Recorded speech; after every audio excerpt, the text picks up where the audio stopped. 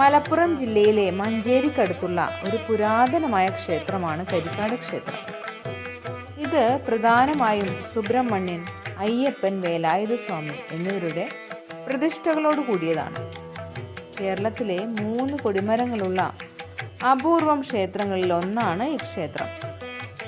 ക്ഷേത്രത്തിൽ 3 ദേവന്മാർക്കും വേറെ വേറെ കൊടിമരങ്ങളും വെവ്വേറെ തന്ത്രിമാരുമാണ് ഉള്ളത്. യജുർവേദ പ്രധാന ഗ്രാമങ്ങളിലൊന്നായ കരിക്കാട് ഗ്രാമത്തിലെ ക്ഷേത്രം കൂടിയാണ് ഇത്. തെക്കും തേവർ എന്നാണ് വേലായുധസ്വാമിയെ പറയപ്പെടുന്നത്.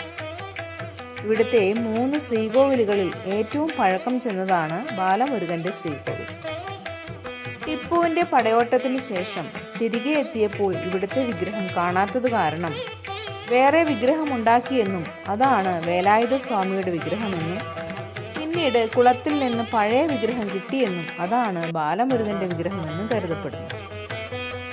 ഇവിടെ ക്ഷേത്രത്തിൽ 3 ദേവന്മാർക്കും തുല്യ പ്രാധാന്യമായതിനാൽ ഉത്സവത്തിനും അവർ 3 പേരും 3 ആനകളുടെ പുറത്ത് ഒരുമിച്ചാണ് എഴുന്നള്ളുന്നത്. മകരമാസത്തിലെ തൈപ്പൂയം, മീനമാസത്തിലെ നാളികേരമേറ് എന്നിവ ആട്ടവിശേഷങ്ങളാണ്.